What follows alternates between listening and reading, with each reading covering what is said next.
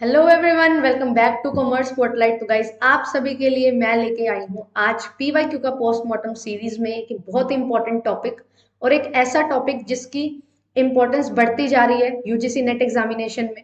Set examination में भी ये पर्टिकुलर टॉपिक है हमारे सिलेबस में, तो आपको ये पर्टिकुलर टॉपिक अच्छे से कवर कर लेना है। तो बात करेंगे आज इंश्योरेंस के बारे में कि इंश्योरेंस है क्या, क्या चीजें हैं जो आपसे बार बार जो इस टॉपिक में से पूछी जा रही हैं उनके बारे में डिस्कशन करते हुए चलेंगे। एंड देन कुछ पीवाईक्यूज हैं, उनको डिस्कस करेंगे जो ओवर द टाइम आपसे पूछे जा रहे हैं और किस तरीके के पीवाईक्यूज हैं जो पूछे जा रहे हैं, जो 2022 और 2023 में पूछे गए हैं उनके बारे में डिस्कस करते हुए चलेंगे। जो भी for the very first time आए हैं, चैनल को सब्सक्राइब कर लीजिए सबसे पहले तो, एंड बेल आइकन को प्रेस कर लीजिए ऑल नोटिफिकेशन पे, ताकि आपकी कोई भी वीडियो मिस ना हो। और आपके लिए मैं content videos and informative videos time to time लाती रहती हूँ जो आपको काफी हेल्प करती हैं आपके एग्जामिनेशन में, और एक अप्रोच आपको पता लगती है कि किस तरीके से हमें पढ़ते हुए चलना है। क्योंकि पढ़ तो बहुत रहे हैं, सभी पढ़ रहे हैं, सभी पढ़ा रहे हैं, बट अगर आपको ये चीज समझ आ जाती है कि किस तरीके से मुझे पढ़ना है, क्या अप्रोच होनी चाहिए आपकी उस एग्जामिनेशन को लेके, तो वो चीजें आपको बहुत ज्यादा हेल्प करती हैं। तो इसी कोशिश में मैं आपके लिए ये सीरीज स्टार्ट की हूँ जिसका नाम है पीवाईक्यू का पोस्टमार्टम। और इसमें हम बेसिकली करते क्या है, जो प्रीवियस ईयर्स में टॉपिक्स पूछे गए हैं, क्वेश्चंस लेते हैं, उनका टॉपिक फाइंड आउट करते हैं, टॉपिक को कवर करते हैं, जिससे आपको बहुत ज्यादा हेल्प मिलती है फर्दर और एक्सपेक्टेड क्वेश्चन जो बनेंगे उनको सॉल्व करने में। चलिए इंश्योरेंस के बारे में आज पढ़ते हुए चलेंगे। स्टार्ट करते हैं अपनी वीडियो को लाइक जरूर कर दीजिए अगर आपको वीडियो अच्छी लगती है, एंड चैनल को सब्सक्राइब कर लीजिए। चलिए देखिए यहाँ पे क्या चीज है। सबसे पहले इंश्योरेंस की अगर बात की जाए तो इंश्योरेंस क्या होता है, एक कॉन्ट्रैक्ट है, ठीक है। हम इंश्योरेंस के प्रिंसिपल कवर करने वाले हैं आज, और डिफरेंट टाइप्स के जो इंश्योरेंस में टर्म्स यूज होती हैं उनको डिस्कस करेंगे। तो यहाँ पे क्या चीज होती है कि अब कोई भी कॉन्ट्रैक्ट बनता है दो डिफरेंट पार्टीज के बीच में, जहां पे वो कुछ रूल्स एंड रेगुलेशंस या फिर कुछ टर्म्स एंड कंडीशंस में अगर बोलूं, उन पे क्या करते हैं, एक डिसीजन बनाते हैं कि हाँ हम ये चीज के लिए रेडी हैं, तो वो आपस में एक अग्रीमेंट साइन कर लेते हैं, जिससे वो एक क्या आ जाते हैं, ऑब्लिगेशन अराइज हो जाती है उन दोनों पार्टीज की एक दूसरे के प्रति, जिससे एक कॉन्ट्रैक्ट बन जाता है। तो यहाँ पे भी क्या होता है कि यहाँ पे क्या है, अब बहुत सारे डिफरेंट प्रिंसिपल्स हैं जो एसोसिएटेड होते हैं इंश्योरेंस के साथ। उन इंश्योरेंस कॉन्ट्रैक्ट में एंटर करने से पहले उन सभी प्रिंसिपल्स को आपको क्या करना है, फॉलो करना है, और उनके तहत ही आपका जो इंश्योरर है और जो इंश्योर्ड है, वो दोनों पार्टीज अपने आपस में क्या करती हैं, कॉन्ट्रैक्ट बनाती हैं। क्लियर। तो यहाँ पे जो प्रिंसिपल्स हैं वो क्या बताते हैं कि किस तरीके से आप एक कोड ऑफ कंडक्ट को फॉलो करोगे, जो यूनिवर्सली एक्सेप्टेड है डिफरेंट स्टेक होल्डर्स के द्वारा, जो भी इंश्योरेंस के बिजनेस से एसोसिएटेड है, वो सभी लोग इन प्रिंसिपल्स को क्या करते हैं, मानते हैं। तो ये प्रिंसिपल्स बहुत ज्यादा इंपॉर्टेंट हो जाते हैं, और यही प्रिंसिपल से ही आपके क्वेश्चन है जो बहुत ज्यादा पूछे जाते हैं। चलिए बात करते हैं सबसे पहले कि इंश्योरेंस कॉन्ट्रैक्ट बनने के लिए क्या क्या इसेंशियल कैरेक्टरिस्टिक्स होने चाहिए, क्या क्या फीचर्स होने चाहिए आपके कॉन्ट्रैक्ट में। तो जैसे कि हम लीगल्स में पढ़ते हैं, सबसे पहले वैलिड एलिमेंट्स, वही चीज यहाँ पे है, ऑफर एंड एक्सेप्टेंस होना चाहिए। एक पर्सन कोई ऑफर देगा, दूसरा पर्सन उसको एक्सेप्ट करेगा। इंश्योरेंस कंपनी है, एक ऑफर देती है कि हम आपका इंश्योरेंस करते हैं, तो इंश्योर्ड क्या करता है, उसको एक्सेप्ट करता है और देन इंश्योरेंस करवा लेता है। या फिर एक इंश्योर्ड है, जो पर्सन इंश्योरेंस करवाना चाहता है, वो इंश्योरेंस कंपनी के पास जाता है, इंश्योरेंस कंपनी को बोलता है कि मुझे क्या करना है, इंश्योरेंस लेना है, और इंश्योरेंस कंपनी उसको इंश्योरेंस दे देती है। तो it means offer and acceptance यहाँ पे हो गया है।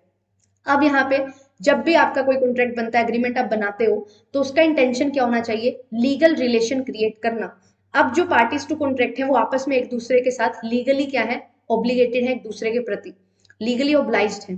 फिर उसके बाद आता है parties competent to make contract. कोई भी जो कॉन्ट्रैक्ट बनेगा उसमें हमें ये चीज ध्यान रखनी है कि जो दो पार्टीज कॉन्ट्रैक्ट बना रही है वो आपस में कंपीटेंट हो, मतलब कोई माइनर ना हो, कोई अनसाउंड माइंड का पर्सन ना हो, कोई ऐसा पर्सन ना हो जो डिस्क्वालिफाइड है और जो कॉन्ट्रैक्ट नहीं कर सकता है।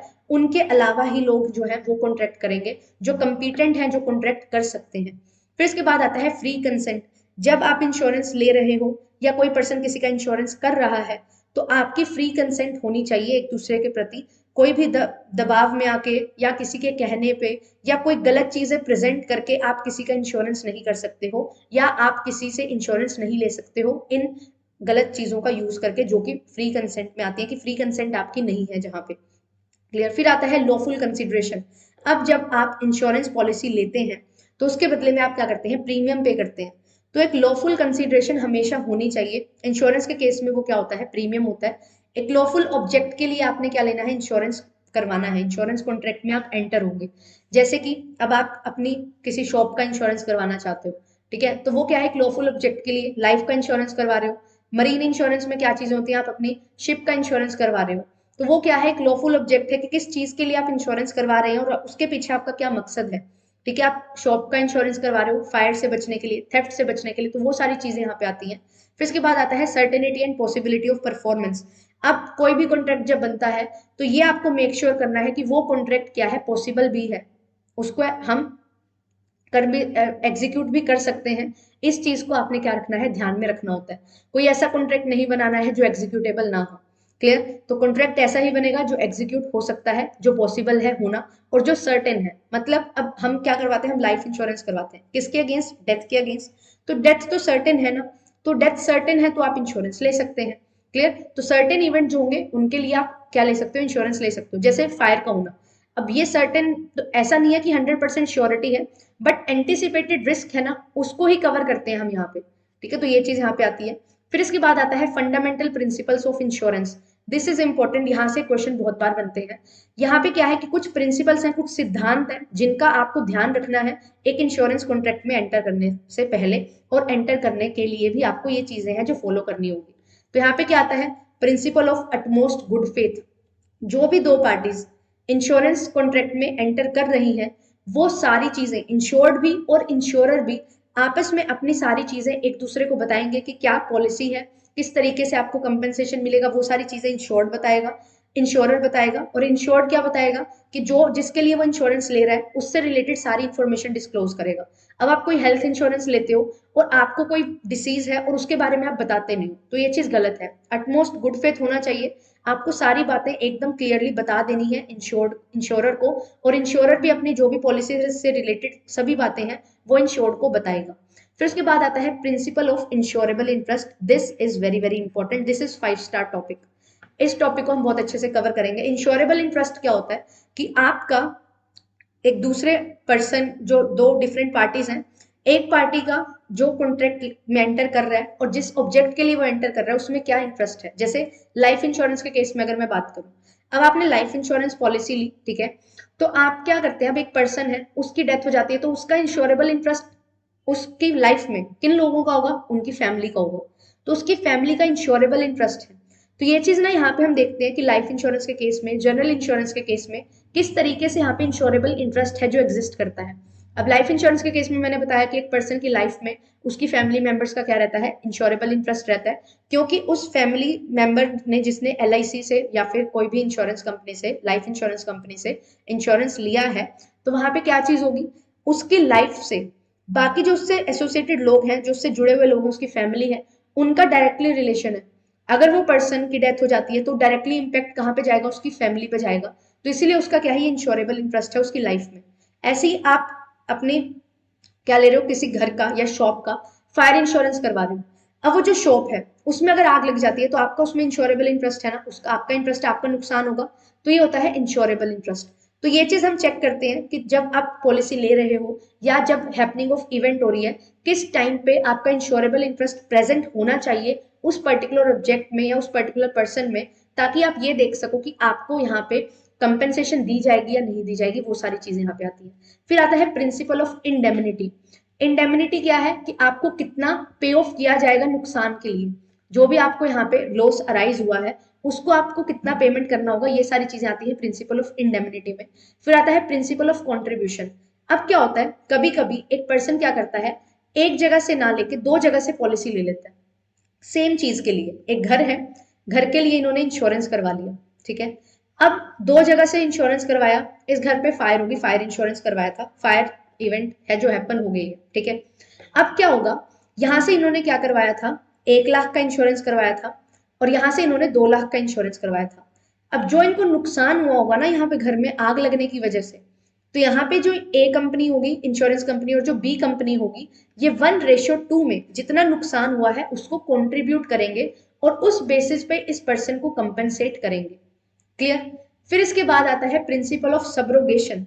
अब क्या हुआ, फायर इंश्योरेंस होके घर पे आग लगी, घर में सारा राख राख हो गया, तो अब ये जो घर का जो भी सारा सामान था, जला हुआ सामान, वो कौन ले लेगा, अब वो इंश्योरेंस कंपनी का हो जाएगा, क्योंकि इंश्योरेंस कंपनी ने उसको कंपनसेट कर दिया है उसके लॉस के लिए। तो यहाँ पे जो भी आपका बचता है सामान, जो फायर होने के बाद जो भी आपके एशेज वगैरह होंगे, या जो भी आपका जला हुआ सामान होगा सारा, वो किसका हो जाएगा? इंश्योरेंस कंपनी का हो जाएगा। उस सामान को बेच के अब इंश्योरेंस कंपनी पैसे ले सकती है, इंश्योर्ड उस सामान को बेच के पैसे नहीं कमा सकता है, क्योंकि उसको इंश्योरेंस कंपनी ने क्लेम दे दिया है। फिर इसके बाद आता है principle of loss minimisation.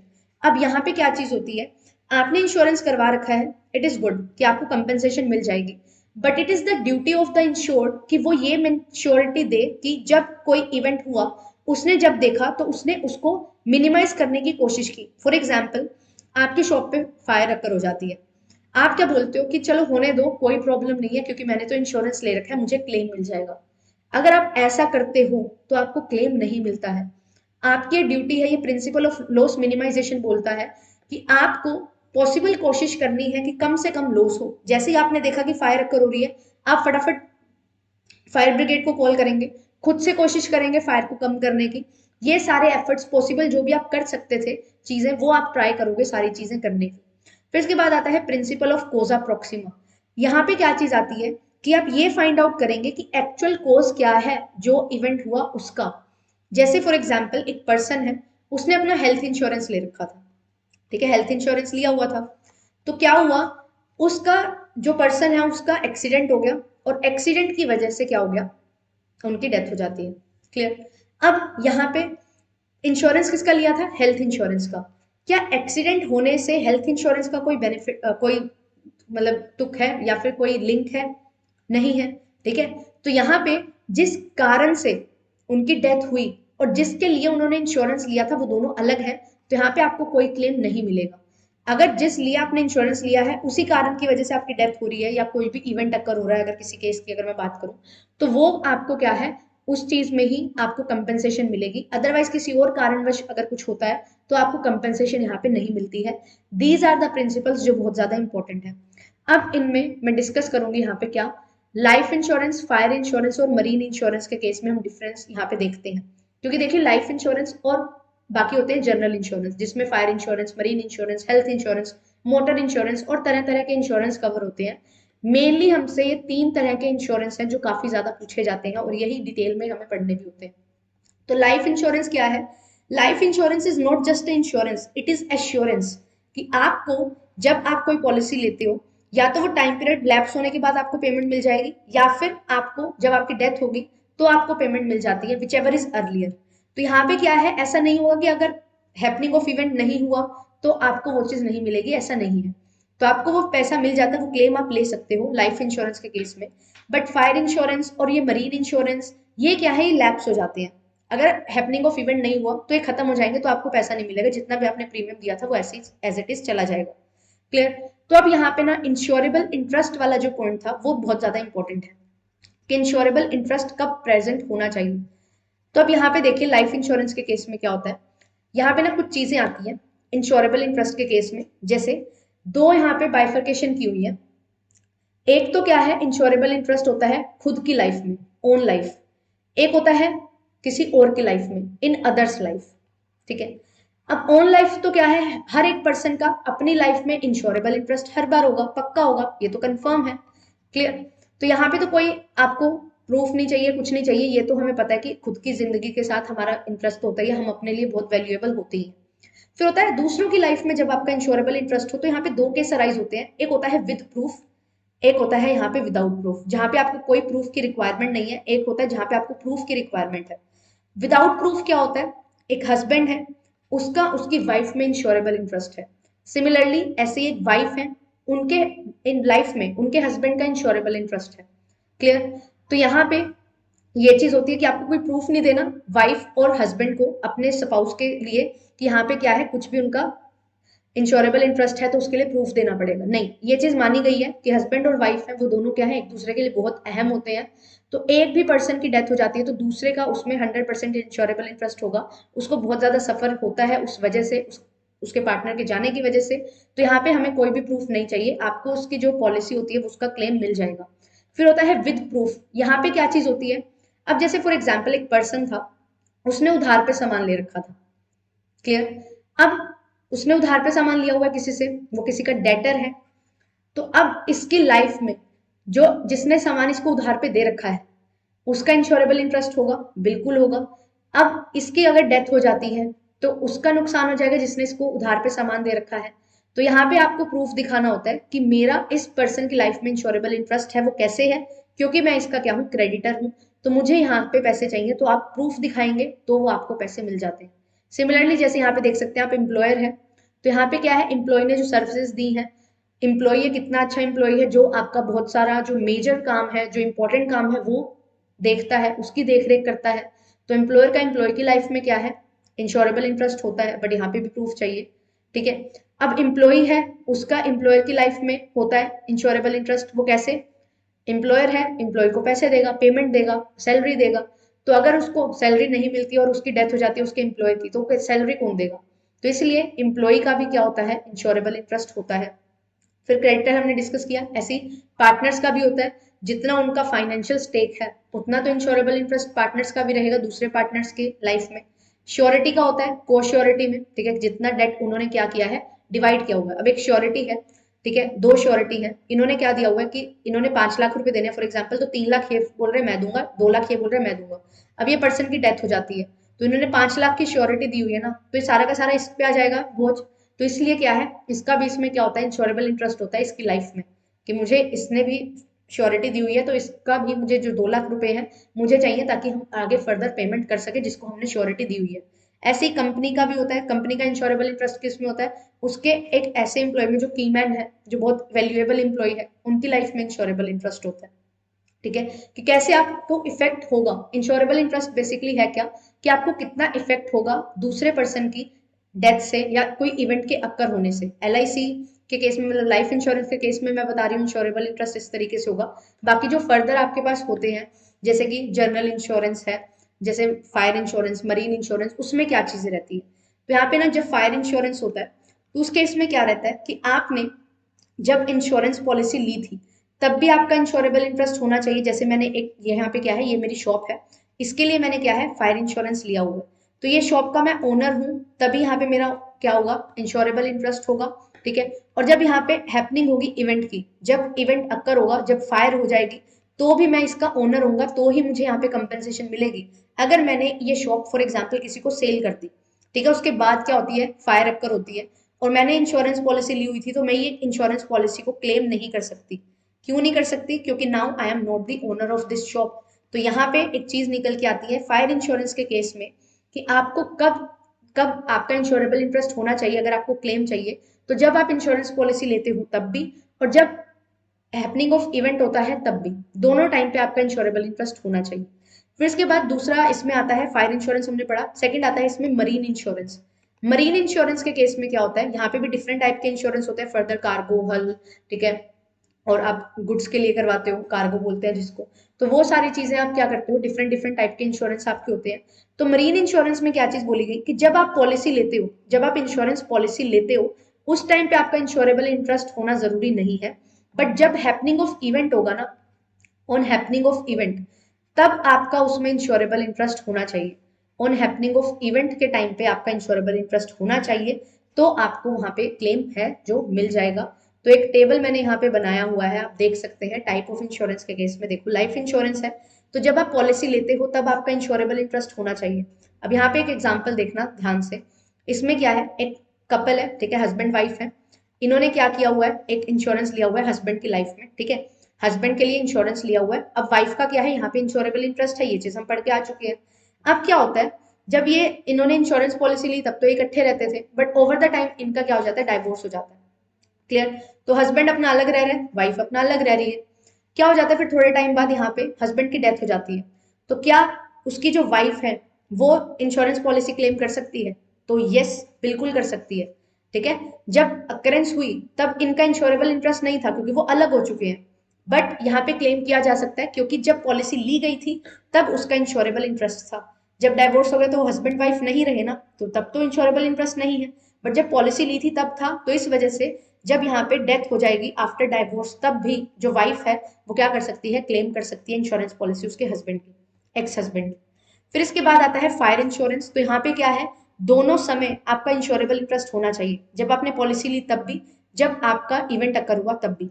Marine insurance के केस में क्या होता है, जब आपने पॉलिसी ली है तब इंश्योरेबल इंटरेस्ट हो या ना हो कोई प्रॉब्लम नहीं है, बट जब हैपनिंग ऑफ इवेंट होगा तो आपका इंश्योरेबल इंटरेस्ट होना चाहिए, तो आपको पॉलिसी की वहां पे क्या हो जाती है, पेमेंट हो जाती है। जैसे अब एग्जांपल देते हैं, कार्गो इंश्योरेंस हो रहा है, ठीक है, फॉर एग्जांपल जो सामान जा रहा है एक जगह से दूसरी जगह, वहां पे आपने इंश्योरेंस करवा रखा है। अब क्या होता है, एक पर्सन ने यहाँ से इंडिया से, फॉर एग्जाम्पल इंडिया के पोर्ट से सामान भिजवाया और यहाँ पे इसका इंश्योरेंस ले लिया, कार्गो इंश्योरेंस।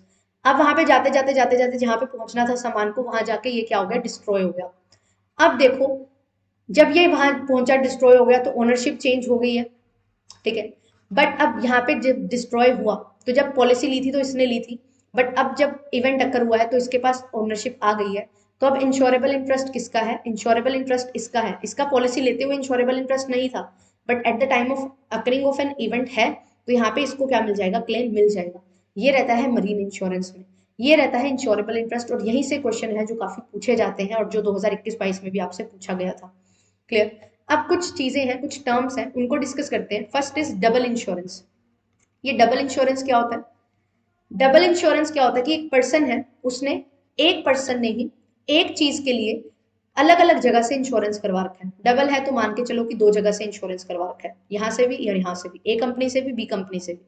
तो अब होगा क्या, जब ये कंपेंसेशन दी जाएगी ना, तो एक कॉन्ट्रीब्यूशन, प्रिंसिपल ऑफ कॉन्ट्रीब्यूशन हमने पढ़ा था, उसमें भी क्या था कि जितना इंश्योरेंस करवाया है उसका जितना अक्रेंस होता है, जितना इवेंट होने पे नुकसान होता है, तो ये कंट्रीब्यूट करके देते हैं। तो ये जनरल इंश्योरेंस में तो ऐसा हो जाता है, बट लाइफ इंश्योरेंस के केस में क्या होता है, डबल इंश्योरेंस में दोनों इंश्योरर्स जो होंगे, दोनों इंश्योरेंस कंपनी आपको पूरा पूरा पेमेंट देती है, ठीक है, क्योंकि आप लाइफ को मेजर नहीं कर सकते वो कितने रुपए की है, ठीक है, आप मनी में नहीं मेजर कर सकते हैं लाइफ को, इस वजह से ये चीज यहाँ पे रहती है। फिर उसके बाद दूसरी टर्म आती है री इंश्योरेंस। ये री इंश्योरेंस क्या है, री इंश्योरेंस मीन्स कि आपने कहीं से इंश्योरेंस पॉलिसी ली, ठीक है, इंश्योरर है ये और आप इंश्योर्ड हो, आपने एक कॉन्ट्रैक्ट बनाया आपस में, इंश्योरेंस पॉलिसी ले ली। ऐसे ही इस इंश्योरर ने एक इंश्योर्ड से नहीं, 10-15 इंश्योर्ड से क्या है, कॉन्ट्रैक्ट बना रखा है अलग अलग, ठीक है। अब क्या होता है, ये जो इंश्योरर है इसको लगता है कि यार मुझे भी ऐसा लग रहा है कि मेरा पैसा कहीं खतरे में ना हो जाए, तो ये जो इंश्योरर होगा ना, ये जाता है किसी और कंपनी के पास, ठीक है, और उसके साथ वहां से क्या ले लेता है, एक इंश्योरेंस कॉन्ट्रैक्ट बना लेता है। तो री इंश्योरेंस क्या होता है कि जब आपने जिससे इंश्योरेंस लिया उस फर्दर पर्सन ने फर्दर किसी और से इंश्योरेंस ले लिया, दैट इज री इंश्योरेंस, ठीक है। तो इसमें क्या होता है, ये जो अपना इनका लॉस होता है उसको ये मिनिमाइज करते हैं, किसी और पार्टी से क्या कर लेते हैं, री इंश्योरेंस करवा लेते हैं। तो ये अपने रिस्क को भी मिनिमाइज कर लेते हैं, ताकि अब हमारे पास इतना रिस्क अराइज हो गया कि सभी लोगों ने इंश्योरेंस करवा लिया, इन केस हम पूरे अच्छे तरीके से नहीं पे कर पाए पैसा, तो हमारे पास भी कोई ना कोई होना चाहिए ना, जो हमारी जगह पे क्या कर देगा, पेमेंट कर देगा इन इंश्योर्ड को, जिन्होंने हमसे इंश्योरेंस पॉलिसी ली हुई है। तो इस रिस्क से बचने के लिए जो इंश्योरर होता है वो क्या करवा लेता है, री इंश्योरेंस करवा लेता है। Clear, this is known as reinsurance. फिर इसके बाद एक टर्म आती है अंडर इंश्योरेंस। ये क्या होता है, अब एक चीज समझना, एक चीज थी, उसकी वैल्यू थी 10 लाख रुपए की, ठीक है, आपने इंश्योरेंस करवाया 2 लाख रुपए का, आपका नुकसान होता है 5 लाख रुपए का। क्या आपको ये 2 लाख रुपए मिल जाएंगे?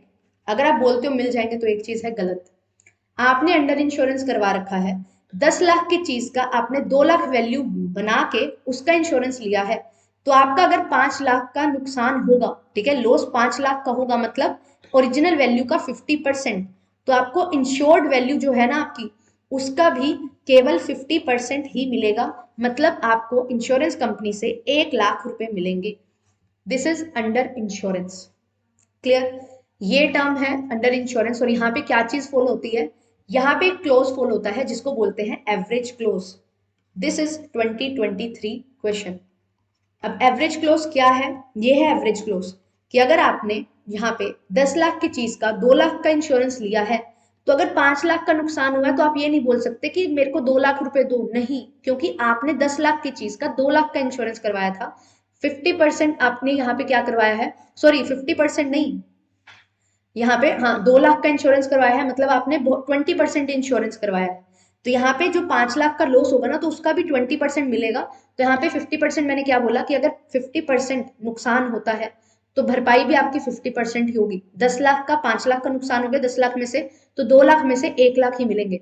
आप इसको ऐसे भी बोल सकते हो और ये भी बोल सकते हो कि अगर आपने 20% इंश्योरेंस लिया था तो 20% ही आपको क्लेम मिलेगा। 5 लाख का 20% इज 1 लाख।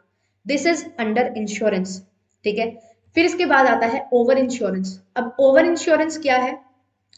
आपने किसी चीज का क्या करवा लिया है, ओवर इंश्योरेंस करवा लिया। एक चीज यहाँ पे 5 लाख रुपए की थी, आपने क्या करवा लिया, इसको 10 लाख का इंश्योरेंस करवा लिया। तो आपके माइंड में एक चीज आ रही होगी कि मैम अब अगर नुकसान हुआ, 5 लाख की चीज का 10 लाख का इंश्योरेंस करवाया है, नुकसान हो जाता है मेरे को कितने का, 2.5 लाख का, तो क्या मेरे को 5 लाख रुपए मिलेंगे? नहीं मिलेंगे। जितना नुकसान हुआ है उतना ही भरपाई होगी। इंश्योरेंस कंपनी बहुत स्मार्ट है। ओवर इंश्योरेंस में आपको जितना नुकसान होता है उतना ही पे करेगी। बेशक आपने ओवर इंश्योरेंस करवा रखा है, ये आपकी गलती है, आपने ओवर इंश्योरेंस करवाया है उस चीज को, ठीक है। एक्चुअल में उसकी वैल्यू जितनी है उसके अकॉर्डिंग आपको क्लेम मिलेगा। बट अंडर इंश्योरेंस में आपने कम इंश्योरेंस करवाया तो भी आपकी गलती है, तो जितना इंश्योरेंस करवाया है उतना ही मिलेगा। तो एक चीज का हमेशा ध्यान रखना है, ओवर इंश्योरेंस और अंडर इंश्योरेंस में दोनों में ही नुकसान तो किसका ही होगा, अगर आपका ही होगा। जो मतलब एक इंश्योरेंस कंपनी है वो हर पॉसिबल कोशिश करती है कि आपको कम से कम कंपनसेशन देने की कोशिश की जाए, कि जितना होना चाहिए उतना ही वो देने की कोशिश करेगी। कभी भी ज्यादा इंश्योरेंस आपको कभी नहीं मिलेगा, कभी भी आप एक्सेस इंश्योरेंस का बेनिफिट नहीं ले सकते। बट हाँ, एक जगह पे होता है, वो क्या है, लाइफ इंश्योरेंस के केस में, जहां पे आपको इंश्योरेंस नहीं एश्योरेंस दी जाती है, क्योंकि आप लाइफ को मनी टर्म्स में मेजर नहीं कर सकते, तभी ये चीज होती है, इसी कारण से ये चीज होती है। ठीक है, तो ये रहता है आपका insurance, principle of insurance and आपका इंश्योरेबल इंटरेस्ट और डिफरेंट टर्म्स। अब क्वेश्चन आप देख सकते हो यहाँ पे। अब आगे और क्वेश्चन कैसे बन सकते हैं, तो प्रीवियस ईयर क्वेश्चन है, आगे आपसे डिफरेंट जो प्रिंसिपल्स हैं उन पे क्वेश्चन पूछे जा सकते हैं। कोई केस स्टडी दे दी जा सकती है जहां पे गुड फेथ शो करना हो, ठीक है, तो वो आपसे पूछे जाते हैं। टाइप ऑफ इंश्योरेंस आपसे पूछ लिए जा सकते हैं। ये एक्सपेक्टेड क्वेश्चंस हैं, इनको आप पढ़ लेंगे अच्छे से और नोट्स प्रिपेयर कर लेंगे। अब देखिए यहाँ पे स्टेटमेंट 1 है और स्टेटमेंट 2 है। क्वेश्चन क्या है, in case of life insurance the insurable interest must be present in the person insured at the time of when the happen event happened. नहीं, जब इवेंट हैपन होता है तब हो या ना हो कोई फर्क नहीं पड़ता, जब पॉलिसी ली है तब होना चाहिए। तो ये क्या है, इनकरेक्ट है।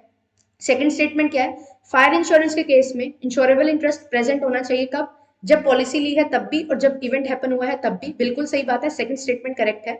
तो ऑप्शन नंबर डी इसका क्या हो जाएगा, बिल्कुल करेक्ट आंसर है जो हो जाएगा। फिर इसके बाद ये 2023 का क्वेश्चन, मैंने अभी अभी आपको ये सॉल्व करवाया। एवरेज क्लोज बोल रहे हैं इंश्योरेंस में कब एप्लीकेबल होगा, किस टाइप के केस में होगा, डबल इंश्योरेंस के केस में नहीं। डबल इंश्योरेंस के केस में क्या होता है, एवरेज क्लोज नहीं होता वो, ठीक है। यहाँ पे क्या होता है, प्रिंसिपल ऑफ कॉन्ट्रीब्यूशन फॉलो होता है, कि जो आपने दो जगह से इंश्योरेंस करवाया है तो वो कॉन्ट्रीब्यूट करते हैं, जितना आपको लॉस हुआ है उसके अकॉर्डिंग आपको रीपेमेंट करते हैं। फिर री इंश्योरेंस होता है, ये क्या होता है, जब आप क्या करते हैं, एक इंश्योरेंस को दो जगह से करवा लेते हैं, इंश्योरेंस करवाया फिर इंश्योरर ने और आगे से इंश्योरेंस करवा लिया, दैट इज री इंश्योरेंस। एक चीज का दो बार इंश्योरेंस हो जाना, ठीक है। ये डबल इंश्योरेंस क्या है, एक चीज का दो जगह से इंश्योरेंस होना। री इंश्योरेंस क्या है, एक चीज का इंश्योरेंस होके उसके द्वारा उसका इंश्योरेंस हो जाना। तो अलग अलग लोग हैं जो यहाँ पे इंश्योरेंस करवाएंगे, बट यहाँ पे एक ही पर्सन है इंश्योर्ड जो दो जगह से इंश्योरेंस करवाएगा। ओवर इंश्योरेंस हमने पढ़ लिया कि जब आप ज्यादा वैल्यू का इंश्योरेंस करवा लेते हो। अंडर इंश्योरेंस होता है जब आप कम वैल्यू का इंश्योरेंस करवाते हो। तो आपको एवरेज बेसिस पे ही क्या मिलता है, यहाँ पे कंपेंसेशन मिलता है। तो इसका जो करेक्ट आंसर होगा that will be option number D. Average close आपका एप्लीकेबल होता है अंडर इंश्योरेंस के केस में, जितना लॉस हुआ है उसका एवरेज ही आपको मिलेगा। बेशक आपने कम वैल्यू का इंश्योरेंस लिया था तो आपको पूरी पेमेंट नहीं मिल सकती है एज अ क्लेम। इस चीज का खास ध्यान रखेंगे तो अंडर इंश्योरेंस इसका करेक्ट आंसर हो जाएगा। क्लासेस अगर आपको अच्छी लगती हैं तो लाइक जरूर कर देना। आज की क्लास इतनी ही रखते हैं, आगे और फर्दर टॉपिक आपके लिए लाती रहूंगी। नोट्स प्रिपेयर कर लेना अच्छे से, टॉपिक इंपॉर्टेंट है, प्रिंसिपल ऑफ इंश्योरेंस इंपॉर्टेंट है, प्रिंसिपल ऑफ इंडेमनिटी आपका होमवर्क है। प्रिंसिपल ऑफ इंडेमनिटी आप पढ़ के आओगे और मुझे बताओगे कि क्या चीज है। क्लियर, इसको मैं आगे आने वाली क्लासेस में डिस्कस करूंगी। प्रिंसिपल ऑफ इंडेमनिटी, ये जो टॉपिक है ये हमारा लीगल एस्पेक्ट में भी कवर होता है, दिस इज इंपॉर्टेंट। तो इंडेमनिटी का मतलब आपको समझना है कि कितना नुकसान हुआ है उसको उतनी भरपाई करना, this is the basic meaning. तो अब इसको आप अच्छे से पढ़ के आएंगे, ठीक है। वीडियो अच्छी लगी है तो लाइक जरूर कर दीजिए, कमेंट करके जरूर बताया करो कि कैसी वीडियोस लग रही हैं और आगे कौन से टॉपिक्स आपको समझने हैं वो चीज बताया करो, ताकि हमें पता लगे कि किस तरीके से आपकी नीड्स हैं, उसके अकॉर्डिंग मैं वीडियो प्लान करूँ। एंड शेयर जरूर कर दिया कीजिए सभी के साथ, ताकि एक अच्छा डिस्कोर्स बने और हम पढ़ते हुए अच्छे से चल दें और समझते हुए चलें कि किस तरीके से हमें एग्जामिनेशन को अप्रोच करना है। क्योंकि इट इज नॉट अबाउट कि आप कितना अच्छा पढ़ रहे हो, इट इज अबाउट कि आप कितना अच्छे से उसको एप्लीकेबल कर पाओगे। तो अच्छे से अगर समझोगे चीजें तो आप उसको एप्लीकेबल कर पाओगे। तो सब्सक्राइब कर लीजिए चैनल को ताकि आपकी कोई भी वीडियो मिस ना हो, बेल आइकन को प्रेस कर लीजिए। All the very best for your examination, for your preparations. अच्छे से पढ़ते रहिए, एग्जामिनेशन दूर नहीं है और अच्छा रिजल्ट आएगा। अगर जितनी ज्यादा मेहनत करोगे उतना ही अच्छा रिजल्ट आपको देखने को मिलेगा। Thank you so much, bye bye.